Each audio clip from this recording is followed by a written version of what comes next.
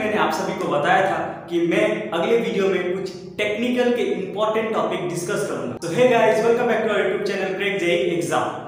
तो अगर अभी तक आप लोगों ने अब हमारा यूट्यूब चैनल अगर सब्सक्राइब नहीं किया तो जल्दी से सब्सक्राइब कर दीजिए, क्योंकि आगे चल के मैं और बहुत से सारे इंटरेस्टिंग वीडियोस लाने वाला हूं जो कि आपके प्रिपरेशन में काफी हेल्प करेंगे। तो चलिए वीडियो को शुरू करते हैं। मैं डिस्कस करूंगा कि आप इस लास्ट मोमेंट में कौन से टॉपिक पढ़कर एग्जाम्स को निकाल सकते हैं, ठीक है, क्योंकि काफी अभी इस एग्जाम्स में काफी समय बचा हुआ नहीं है। ऑलरेडी आपके एग्जाम्स का डेट अभी कभी भी अनाउंस हो सकता है। तो मैं आपके लिए फिलहाल मैं कुछ इंपॉर्टेंट टॉपिक्स लाया हूँ टेक्निकल में। बेसिकली टेक्निकल में कि आप क्या पढ़ सकते हो इस लास्ट मोमेंट में, क्योंकि अभी पूरा टेक्निकल कवर करने का समय नहीं है, ठीक है।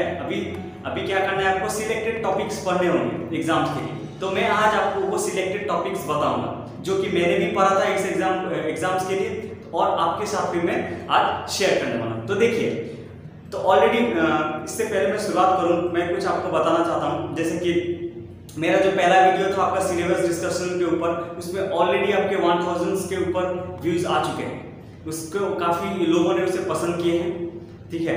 तो उसके लिए मैं तहे दिल से आपका शुक्रिया करना चाहूँगा। तो चलिए हम आज के टॉपिक पे आते हैं। चलिए ज़्यादा टाइम वेस्ट ना करते हुए, तो देखिए आप इस लास्ट मोमेंट में क्या पढ़ सकते हो।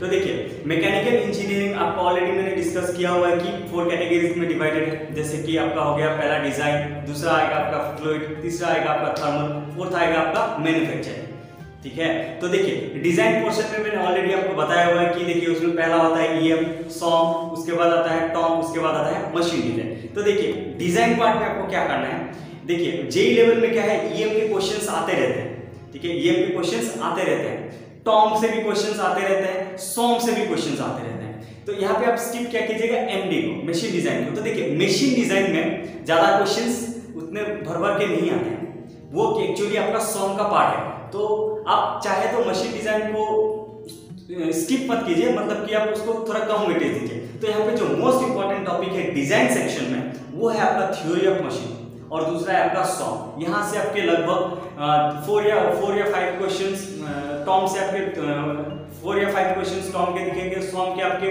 करीबन 3 या 4 क्वेश्चन ऐसा दिखेंगे। तो जो कि काफी मैं समझता हूँ कि ये भी इंपॉर्टेंट है, आप इतने मार्क्स को छोड़ नहीं सकते, ठीक है। ईएम से भी देखिए पिछला पाइपलाइन डिवीजन में उतने क्वेश्चंस नहीं आए थे, किंतु ऐसा जरूरी नहीं है कि इस एग्जाम्स में भी नहीं आएंगे, बेसिकली आएंगे 1 या 2 क्वेश्चंस ईएम के भी रहेंगे, ठीक है। तो इसमें आप क्या पढ़िएगा, सबसे ज्यादा इंपॉर्टेंट दीजिए टॉम पे, उसके बाद सॉम पे, उसके बाद ईएम पे दीजिए, और लास्ट में तो समय बचता है तो मशीन डिजाइन पे भी जा सकते हैं, ठीक है। तो नेक्स्ट उसके बाद आते हैं आपके फ्लूइड पार्ट पे। तो फ्लूइड पार्ट जो है ना, वो सबसे ज्यादा इंपॉर्टेंट है, मैं बोलूँ तो सबसे ज्यादा इंपॉर्टेंट है, क्योंकि ऑयल इंडिया लिमिटेड में बेसिकली वो डील ही करते हैं फ्लूइड से।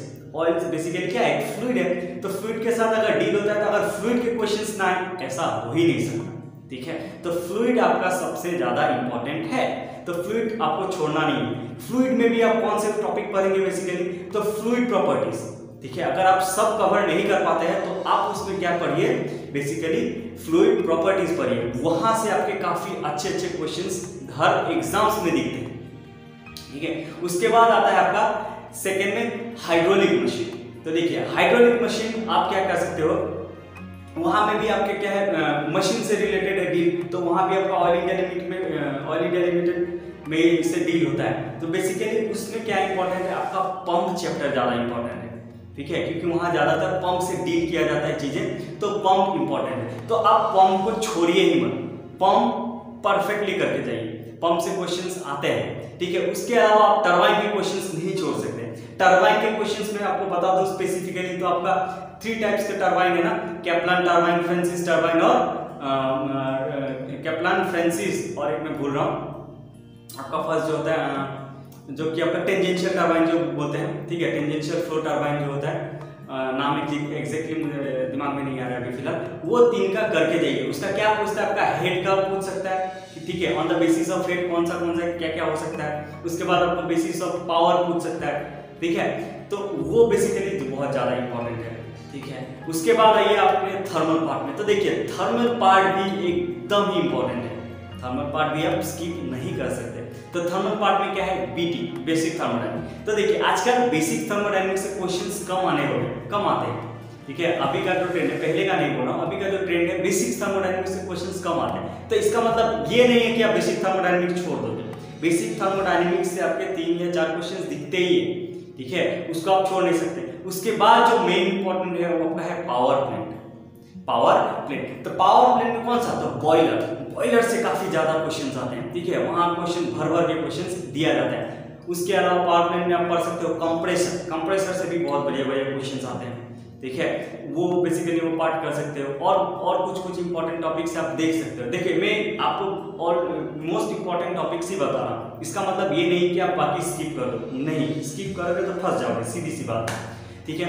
उसके बाद आते हैं आपके आरएसी। तो देखिए आजकल आरएसी का डिमांड बढ़ते जा रहा है, रेफ्रिजरेशन एंड एयर कंडीशनिंग का डिमांड बढ़ते जा रहा है। आजकल बी हो या फिर जेई हो, हर एग्जाम्स में अच्छे खासे क्वेश्चंस आते हैं। और बेसिकली इस एग्जाम्स में तो न्यूमेरिकल भी आए थे ऑल इंडिया पाइपलाइन डिवीजन में, तो आप आरएसी से क्वेश्चंस एक्सपेक्ट कर सकते हो। तो आरएसी का भी मैंने बेसिक्स क्वेश्चंस पढ़ना है, बेसिक्स क्वेश्चंस करने हैं, ठीक है। उसके जस्ट आपके इंपॉर्टेंट जो है ना वो सब करने हैं। और ऑलरेडी मैंने क्वेश्चंस इसके डिस्कस किए हुए हैं अपने टेलीग्राम चैनल पे। अगर आपने अभी तक टेलीग्राम चैनल को ज्वाइन नहीं किया तो जल्दी से ज्वाइन कर लीजिए। वहां पे मैं बेहतरीन क्वेश्चंस दे रहा हूँ स्टूडेंट को, और जो कि काफी हेल्पफुल हो रहा है, ठीक है। तो आप टेलीग्राम को चैनल को जल्दी से जल्दी ज्वाइन करें, उसका लिंक मैंने ऑलरेडी डिस्क्रिप्शन बॉक्स में डाला हुआ है। अब आते हैं अपने दूसरे टॉपिक के ऊपर, दूसरे सब्जेक्ट के ऊपर, बेसिकली आईसी इंजन, ठीक है। तो आईसी इंजन जो है ना वो काफी ज्यादा इंपॉर्टेंट है। आईसी इंजन से भी बहुत बढ़िया क्वेश्चंस आते हैं, क्योंकि ऑल इंडिया डील करता है आईसी इंजन से, उसमें भी आईसी इंजन बहुत है। तो आईसी इंजन के क्वेश्चंस अच्छे खासे आते हैं। यानी कि आईसी इंजन के कौन से आपके, जैसे कि 4 स्ट्रोक 2 स्ट्रोक इंजन के बीच का डिफरेंस पूछ सकता है आपको, या फिर पूछ सकता है on the basis of compression ratio कौन सा इंजन ज्यादा एफिशिएंट होगा, ठीक है। इस तरह के क्वेश्चंस आपके आते रहते हैं। उसके बाद आता है आपका हीट ट्रांसफर। तो देखिए heat transfer subject basically JEE में उतना ज्यादा इंपॉर्टेंट नहीं है, ठीक है। तो आप इसको चाहे तो स्किप कर सकते हो, किंतु मैं ये नहीं बोलूंगा, अगर समय है तब कीजिए, नहीं तो आप उसको थोड़ा देर के लिए स्किप कर सकते हैं, क्योंकि छोड़िएगा ना, ठीक है। इसका मतलब ये नहीं कि मैं बोल दूं हीट ट्रांसफर छोड़ दे तो छोड़ दे, ऐसा नहीं। आपके पास समय है तो कीजिए, क्योंकि क्वेश्चंस वहां से भी आ सकते हैं, ठीक है। तो उसके बाद फाइनली आते हैं आपके लास्ट टॉपिक मैन्युफैक्चरिंग की तरफ। मैन्युफैक्चरिंग, तो मैन्युफैक्चरिंग में सबसे ज्यादा इंपॉर्टेंट जो है ना वो मटेरियल साइंस है, ठीक है। तो मटेरियल साइंस को तो आप छोड़िए ही, मटेरियल साइंस को आपको करना ही है, ठीक है। तो मटेरियल साइंस के क्या करने हैं, अभी देखिए लास्ट मोमेंट में आप थ्योरी नहीं पढ़ सकते, तो आप जितना ज्यादा हो सके मैन्युफैक्चरिंग के क्वेश्चंस लगाइए, क्योंकि उसके जो क्वेश्चंस है ना उससे आप अगर क्वेश्चंस भी करते हो ना तो क्वेश्चन से भी आपका प्रैक्टिस स्टार्ट हो सकता है, ठीक है। तो क्वेश्चन से भी आप उसको सिलेबस कवर कर सकते हो, क्योंकि वो बेसिकली थ्योरी पार्ट है। तो आपका डेटाबेस क्वेश्चंस होते हैं मटेरियल साइंस में, तो आपको वो याद रखने पड़ेंगे, वहां कोई कंसेप्ट अप्लाई नहीं होता है। तो मटेरियल साइंस में आप इंपॉर्टेंट टॉपिक क्या पढ़ सकते हो, तो देखिए क्रिस्टल डिफेक्ट पढ़ सकते हो आप, ठीक है। उसके बाद आपका एफसीसी, बीसीसी, मटेरियल का एचसीपी, मटेरियल का बेसिकली ये क्रिस्टल स्ट्रक्चर पूछ देता है कि ये मटेरियल किस तरह का है, कौन से स्ट्रक्चर का फॉर्म है, ठीक है। तो आप मटेरियल साइंस कर सकते हो। उसके बाद आते हैं आपका वेल्डिंग। तो देखिए वेल्डिंग में भी क्या है, वेल्डिंग से तो उतने ज्यादा क्वेश्चंस दिखे नहीं थे। अगर अभी आपके पास समय नहीं है पढ़ने का तो मैं बताऊंगा कि आप वेल्डिंग डिफेक्ट सबसे ज्यादा इंपॉर्टेंट है, क्योंकि मैक्सिमम एग्जाम्स में वेल्डिंग डिफेक्ट से ही क्वेश्चन आते हैं, ठीक है। वेल्डिंग डिफेक्ट, तो वेल्डिंग डिफेक्ट आप छोड़ के ना जाए। और स्टार्टिंग में कुछ चैप्टर्स हैं जैसे कि आपके आर्क वेल्डिंग हो गए, ठीक है, टिक बिग वेल्डिंग हो गए, ठीक है, गैस वेल्डिंग हो गया। तो ये सबसे क्वेश्चंस क्या है आते रहते हैं, जैसे गैस वेल्डिंग में न्यूट्रल फ्लेम आपके, उसके बाद ऑक्सीडाइजिंग फ्लेम, कार्बोनाइजिंग फ्लेम, ये सब का रेशियो बेसिकली आपका पूछते रहता है एग्जाम्स में, ठीक है। तो आप वेल्डिंग में ना करिए।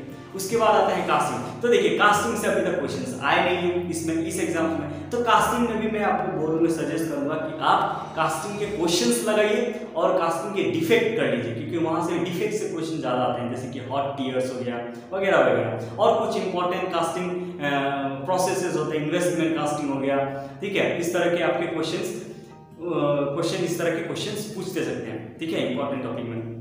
उसके बाद आता है आपके मेट्रोलॉजी। तो देखिए मेट्रोलॉजी डील करता है बेसिकली मेजरमेंट से, ठीक है। तो मेजरमेंट के क्वेश्चंस भी आपके आते रहते हैं, जैसे कि इसमें इंपॉर्टेंट टॉपिक बताऊं तो आपके इंटरफेरेंस फीट हो गया, फीट के ऊपर क्वेश्चंस आते हैं। इंटरफेरेंस फीट क्या होता है, क्लियरेंस फीट क्या होता है, ठीक है, ट्रांजिशन फीट क्या होता है, इसके ऊपर क्वेश्चंस आते रहते हैं। बेसिकली होल बेसिस सिस्टम क्या है, शाफ्ट बेसिस सिस्टम क्या है, ये सब पे आपके क्वेश्चंस आते रहते हैं, ठीक है। उसके बाद आते हैं आपके मशीनिंग के ऊपर। तो मशीनिंग में भी आप क्या कीजिए, जो कि कटिंग टूल है ना, कटिंग टूल का नोमेनक्लेचर ये बहुत ज़्यादा इंपॉर्टेंट है, ठीक है। वहाँ का नोमेनक्लेचर, जैसे कि एक ESA सिस्टम होता है, ऑर्थोगोनल रेक सिस्टम होता है, तो ये सब बेसिकली सिस्टम के ऊपर आप क्वेश्चंस कर लीजिए। साथ ही साथ आप कंटिन्यूअस चिप्स, डिसकंटिन्यूअस चिप्स, इसके ऊपर भी क्वेश्चंस कर सकते हो। ये काफ़ी ज़्यादा इंपॉर्टेंट टॉपिक होते हैं, ठीक है। उसके बाद आता है आपका इंडस्ट्रियल। तो देखिए इंडस्ट्रियल से 2 क्वेश्चंस आए थे पाइपलाइन डिवीजन में, तो आप इंडस्ट्रियल को चाहे तो स्किप कर सकते हो, ठीक है, कोई प्रॉब्लम नहीं, क्योंकि इंडस्ट्रियल कवर करने जाओगे तो मतलब कि टॉर्चर ही होगा एक तरह से। मैं बताऊं तो इंडस्ट्रियल काफ़ी थोड़ा टफ होता है और बेसिकली ये सब थ्योरेटिकल है, ज़्यादा याद नहीं रहता, और तो आप इंडस्ट्रियल को स्किप कर सकते हो। अगर आपके पास समय है तो आप कीजिए, नहीं तो वरना स्किप कर सकते हो। उसके बाद फाइनली आता है आपका CNC और NC मशीन पे। तो देखिए NC CNC के आप कोड जो होता है ना, कोड, वो कोड आप करके जाइए, क्योंकि कोड के ऊपर क्वेश्चंस आते हैं। तो अगर समय है तो कर लीजिए, कोड ही तो याद करना है, ज़्यादा वास्ट नहीं है, वो कोड है तो आप कोड कर सकते हैं। तो ये रहा हम लोग का टेक्निकल का कुछ इंपॉर्टेंट टॉपिक। फिलहाल लास्ट मोमेंट में क्या कर सकते हैं, आप इस टॉपिक को देखिए कितना ज़्यादा हेल्प होगा, ठीक है। और मैंने बार बार बता रहा हूँ कि मैंने प्रैक्टिस स्टेशन ऑलरेडी मैं अपना ग्रुप एक टेलीग्राम चैनल खोला हुआ है, जहाँ पे बेहतरीन क्वेश्चंस में हर रोज देता हूँ। वहाँ पे अगर आप ज्वाइन करना चाहते हो तो उसका लिंक ऑलरेडी डिस्क्रिप्शन बॉक्स में डाला हुआ है, आप जाके ज्वाइन कीजिए। और हाँ, अगर अभी तक आपने चैनल को सब्सक्राइब नहीं किया तो प्लीज़ सब्सक्राइब कीजिए, क्योंकि यहाँ पे जो इन्फॉर्मेशंस मिलने वाला है यूट्यूब पे आपको कहीं नहीं मिलने वाला, ठीक है। यहाँ पे जो मैं प्रैक्टिस सेशन करा रहा हूँ बेसिकली जेई के लिए, वो काफ़ी ज़्यादा इंपॉर्टेंट है ऑयल इंडिया लिमिटेड के लिए। सो आप टेलीग्राम चैनल को ज्वाइन कीजिए और चैनल को सब्सक्राइब कीजिए और ज़्यादा से ज़्यादा शेयर कीजिए वीडियो को, ठीक है। Thank you.